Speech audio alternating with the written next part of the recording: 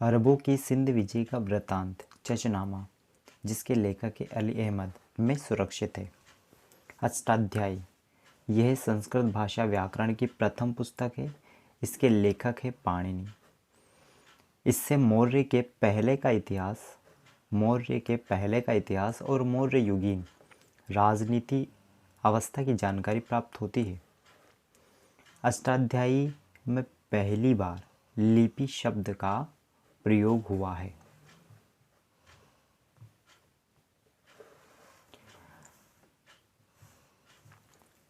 कात्यायन की गार्गी संहिता एवं ज्योतिष ग्रंथ है।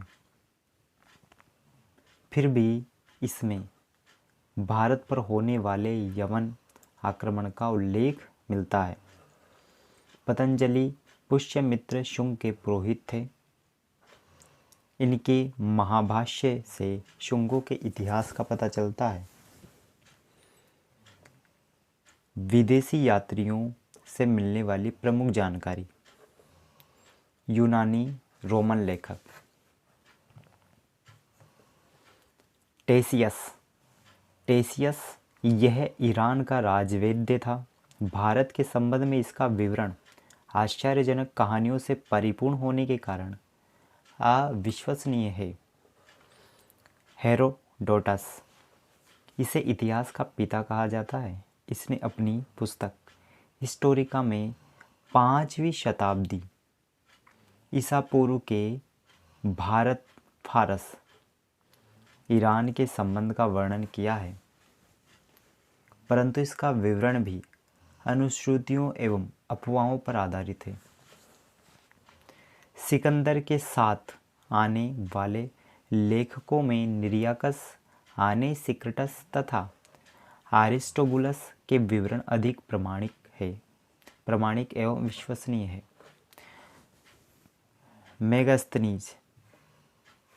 मेगास्थनीज यह सेल्यूकस निकेटर का राजदूत था जो चंद्रगुप्त मौर्य के दरबार में आया था। इसने अपनी पुस्तक इंडिका में मौर्य युगीन समाज एवं संस्कृति के विषय में लिखा है। डायमेकस, ये सीरियन नरेश आंतियोकस का राजदूत था जो बिंदुसार के दरबार में आया था। चंद्रगुप्त मौर्य का पुत्र बिंदुसार के दरबार में आया था। इसका विवरण भी मौर्य युग से संबंधित है। डायोनीसियस, ये मिस्र नरेश टोलमी फिलेडेल्फस का राजदूत था जो अशोक के दरबार में आया था। टोलमी, इसने 2री शताब्दी में भारत का भूगोल नामक पुस्तक लिखी। प्लिनी, इसने प्रथम शताब्दी में नेचुरल हिस्ट्री नामक पुस्तक लिखी। इसमें भारतीय पशुओं, पेड़ पौधों, खनिज पदार्थों आदि के बारे में विवरण मिलता है। पेरिप्लस ऑफ द इरिथ्रियन सी, ये पुस्तक का नाम है। इस पुस्तक के लेखक के बारे में जानकारी नहीं है। यह लेखक करीब 80 ईस्वी में हिंद महासागर की यात्रा पर आया था। इसने उस समय के भारत के बंदरगाहों तथा व्यापारिक वस्तुओं के बारे में जानकारी दी।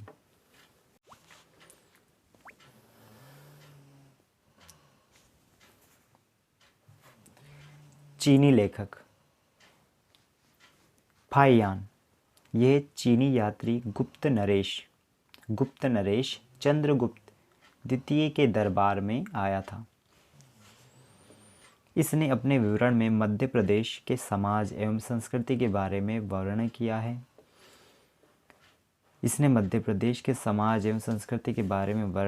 है। इसने मध्य प्रदेश की जनता को सुखी एवं समृद्ध बताया है। ये 14 वर्ष तक भारत में रहा। संयोगन, ये 518 ईस्वी में भारत आया।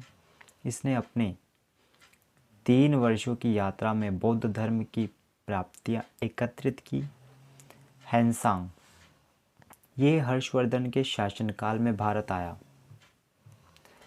हैंसांग 629 ईस्वी में चीन से भारतवर्ष के लिए प्रस्थान किया और लगभग 1 वर्ष की यात्रा के बाद सर्वप्रथम वह भारत राज्य कपिशा पहुंचा।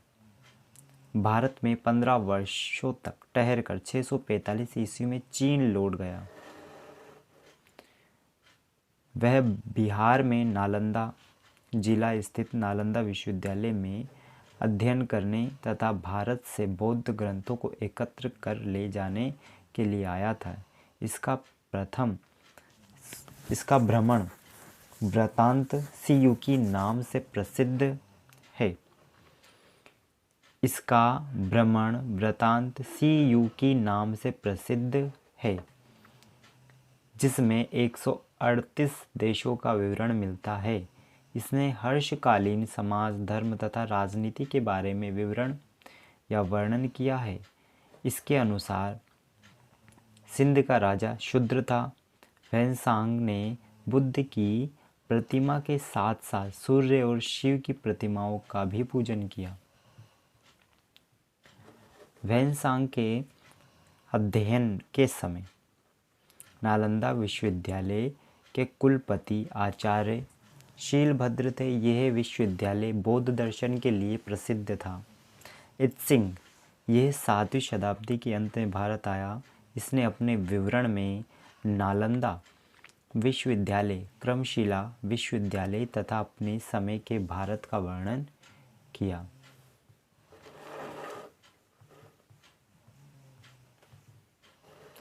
अरबी लेखक अल-बरूनी, यह महमूद गजनवी के साथ भारत आया।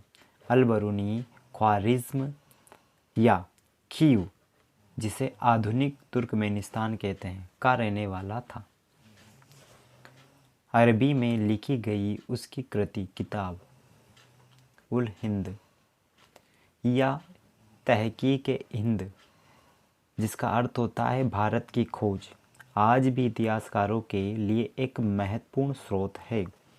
यह एक विस्तृत ग्रंथ है जो धर्म और दर्शन, त्योहारों, खगोल विज्ञान, कीमिया, रीति रिवाजों तथा प्रथाओं, सामाजिक जीवन, भार तोल तथा मापन विधियों, मूर्तिकला, कानून, माप तंत्र, विज्ञान आदि विषयों के आधार पर 80 अध्यायों में विभाजित है। इसमें राजपूत कालीन समाज, धर्म, रीति रिवाज, राजनीति आदि पर सुंदर प्रकाश डाला गया है। इब्न बतूता, इसके द्वारा अरबी भाषा में लिखा गया उसका यात्रा वृत्तांत, जिसे रहला कहा जाता है, 14वीं शताब्दी में भारतीय उपमहाद्वीप के सामाजिक तथा सांस्कृतिक जीवन के विषय में बहुत ही प्रचुर तथा सबसे रोचक जानकारियाँ देता है। 1333 ईस्वी में दिल्ली पहुँचने पर इसकी विद्वत्ता से प्रभावित होकर सुल्तान मोहम्मद बिन तुगलक ने उसे दिल्ली का काजी या न्यायाधीश नियुक्त किया। अन्य लेखक तारानाथ, ये एक तिब्बती लेखक था। इसे कंग्यूर तथा तंग्यूर नामक ग्रंथ की रचना की। इनकी भारतीय इतिहास के बारे में जानकारी मिलती है। इनसे भारतीय इतिहास के बारे में जानकारी मिलती है। मार्को पोलो, यह 13वीं शताब्दी के अंत में पांड्य देश की यात्रा पर आया था। इसका विवरण पांड्य इतिहास के अध्ययन के लिए उपयोगी। पुरातत्व संबंधी साक्ष्य से मिलने वाली जानकारी। भारतीय पुरातत्व शास्त्र का पितामह सर अलेक्जेंडर कनिंघम को कहा जाता है। Alexander Rea, A.H. Longhurst, Robert Sewell, James वर्गेस, वाल्टर इलियट, ये सभी भारत के पुरातात्विक स्थलों के उत्खनन से संबंधित है।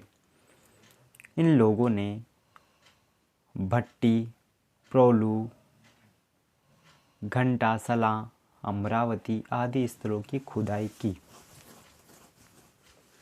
1400 ईसा पूर्व के अभिलेख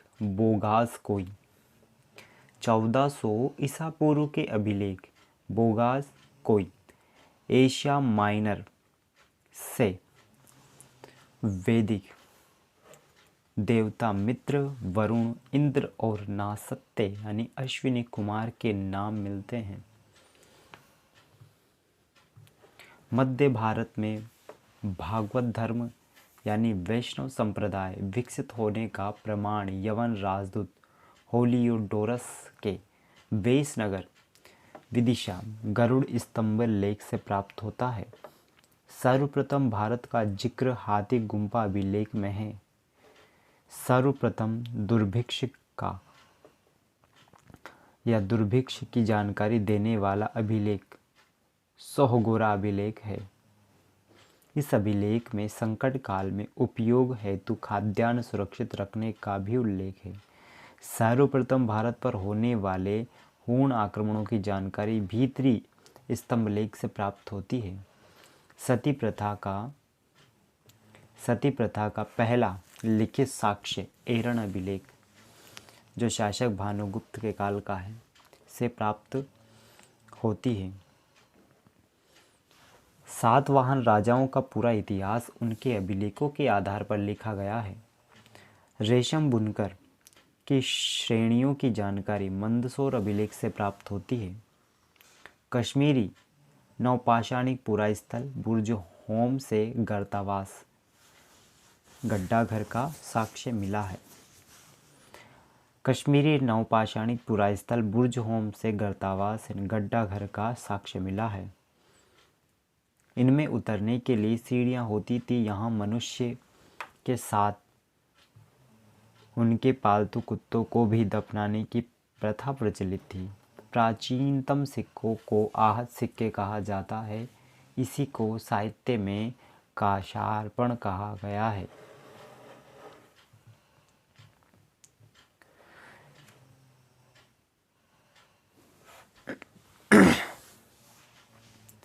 सर्वप्रथम सिक्कों पर लेख लिखने का कार्य यवन शासकों ने किया।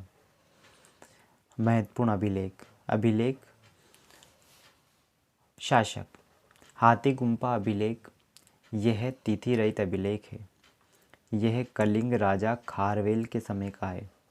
जूनागढ़ गिरनार अभिलेख, यह रुद्रदामन शासक के काल का है। नासिक अभिलेख गौतमी बलश्री शासक के काल का है। प्रयाग स्तंभ लेख, ये समुद्रगुप्त के काल का है। ऐहोल अभिलेख पुलकेशिन सेकंड के काल का है। मंदसौर अभिलेख मालवा नरेश यशोवर्मन के समय का है। ग्वालियर अभिलेख प्रतिहार नरेश भोज के समय का है। भीतरी एवं जूनागढ़ अभिलेख स्कंदगुप्त के काल का है। देवपाड़ा अभिलेख बंगाल शासक विजयसेन के समय का है। अभिलेखों का अध्ययन करना एपिग्राफी कहलाता है।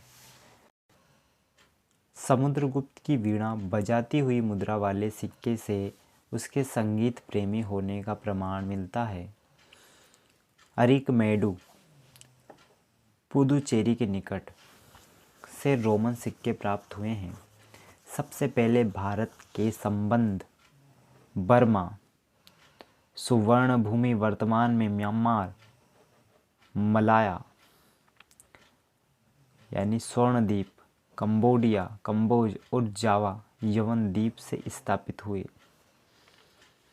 उत्तर भारत के मंदिरों की कला की शैली नागर शैली एवं दक्षिण भारत के मंदिरों की कला की जो शैली है वह द्रविड़ शैली कहलाती है। दक्षिणापथ के मंदिरों के निर्माण में नागर और द्रविड़ दोनों शैलियों का प्रभाव पड़ा है, अतः यह वेसर शैली कहलाती है। पंचायतन शब्द मंदिर रचना शैली से संबंधित है। एक हिंदू मंदिर तब पंचायतन शैली का कहलाता है जब मुख्य मंदिर 4 सहायक मंदिरों से घिरा होता है। पंचायतन मंदिर के उदाहरण है कंदरिया महादेव मंदिर, खजुराहो ब्रह्मेश्वर मंदिर भुवनेश्वर में है, लक्ष्मण मंदिर खजुराहो, लिंगराज मंदिर भुवनेश्वर, दशावतार मंदिर देवगढ़ उत्तर प्रदेश, कोंडेश्वर मंदिर महाराष्ट्र।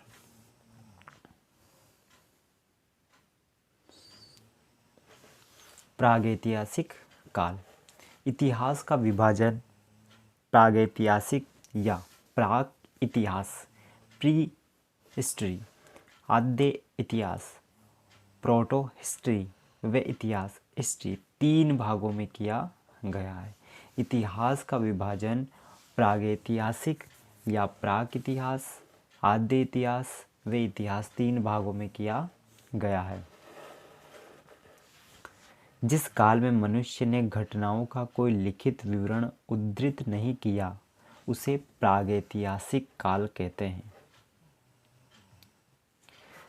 आद्य ऐतिहासिक काल उस काल को कहते हैं जिस काल में लेखन कला के प्रचलन के बाद उपलब्ध लेख पढ़े नहीं जा सके। मानव विकास के उस काल को इतिहास का कहा जाता है जिसका विवरण लिखित रूप में उपलब्ध है। ज्ञानी मानव होमो सेपियंस का प्रवेश इस धरती पर आज से लगभग 30 या 40 हजार वर्ष पूर्व हुआ। पूर्व पाषाण युग या पुरा पाषाण के मानव की जीविका का मुख्य आधार शिकार था। शिकार पुरा पाषाण में आदि मानव के मनोरंजन के भी साधन थे। आग का आविष्कार पुरा पाषाण में व पहिए का नवपाषाण काल में हुआ। मनुष्य में स्थायी निवास की प्रवृत्ति नवपाषाण काल में हुई तथा उसने सबसे पहले कुत्ता को पालतू बनाया। मनुष्य ने सर्वप्रथम तांबा धातु का प्रयोग किया तथा उसके द्वारा बनाया जाने वाला प्रथम औजार कुल्हाड़ी, जिसका प्राप्ति स्थल अति रंपकंप था। कृषि का आविष्कार नवपाषाण काल में हुआ। कृषि का आविष्कार नवपाषाण काल में हुआ।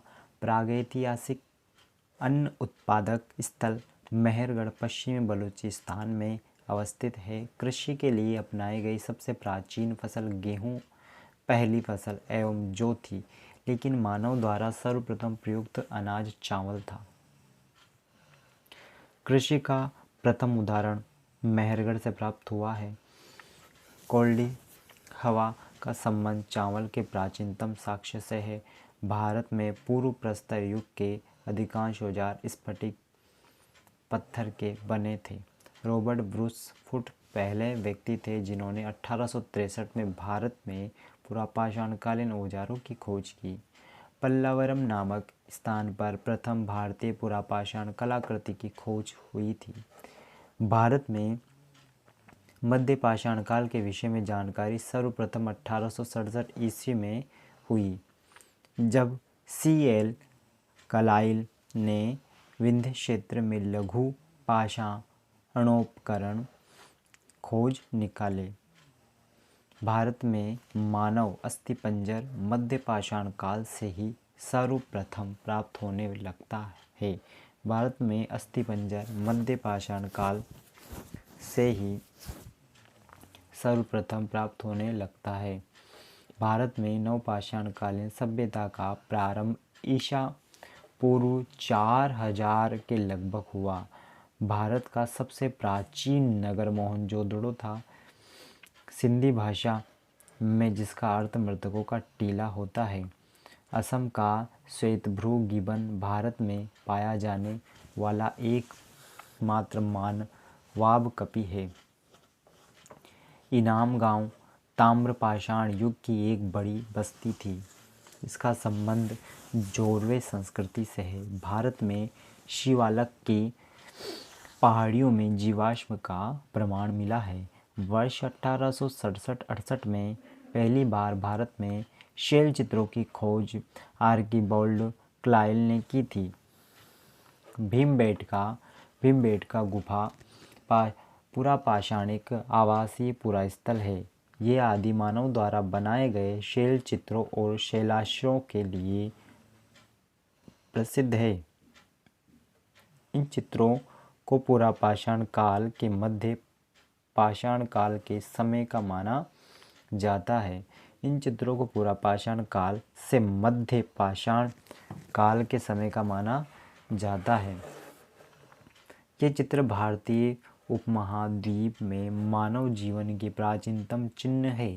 यह मध्य प्रदेश के रायसेन जिले में स्थित है। इसकी खोज वर्ष 1957-58 में डॉक्टर विष्णु श्रीधर वाकणकर द्वारा की गई थी। भीमबेटका क्षेत्र को भारतीय पुरातत्व सर्वेक्षण भोपाल मंडल ने अगस्त 1990 में राष्ट्रीय महत्व का स्थल घोषित किया। इसके बाद जुलाई 2003 में यूनेस्को ने इसे विश्व धरोहर स्थल घोषित किया। भारत में मनुष्य संबंधी सबसे पहला प्रमाण नर्मदा घाटी में मिला है। भारतीय नागरिक सेवा के अधिकारी रीजले प्रथम व्यक्ति थे जिन्होंने प्रथम बार वैज्ञानिक आधार पर भारत की जनसंख्या का प्रजातीय विभेदीकरण किया। सिंधु सभ्यता रेडियोकार्बन 14 जैसी नवीन विश्लेषण पद्धति के द्वारा सिंधु सभ्यता की सर्वमान्य तिथि 2400 ईसा पूर्व से 1700 ईसा पूर्व मानी गई है। इसका विस्तार त्रिभुजाकार है। तिथि निर्धारण की कार्बन 14 की खोज अमेरिका के प्रसिद्ध रसायन शास्त्री V.F. लीवी द्वारा 1946 ईस्वी में की गई थी। इस पद्धति में जिस पदार्थ में कार्बन 14 की मात्रा जितनी ही कम रहती है वह उतनी ही प्राचीन मानी जाती है। सिंधु सभ्यता की खोज 1921 में राय बहादुर दयाराम सानी ने की। सिंधु सभ्यता की खोज 1921 में राय बहादुर दयाराम सानी ने की। सिंधु सभ्यता को आद्य ऐतिहासिक प्रोटो हिस्टोरिक अथवा कांस्य ब्रॉन्ज युग में रखा जाता या जा सकता है। इस सभ्यता के मुख्य निवासी द्रविड़ एवं भूमध्य सागरीय थे। सर जॉन मार्शल भारतीय पुरातत्व सर्वेक्षण विभाग के तत्कालीन महानिदेशक थे और जॉन मार्शल ने 1924 ईस्वी में सिंधु घाटी सभ्यता नामक एक उन्नत नगरीय सभ्यता पाए जाने की विधिवत घोषणा की।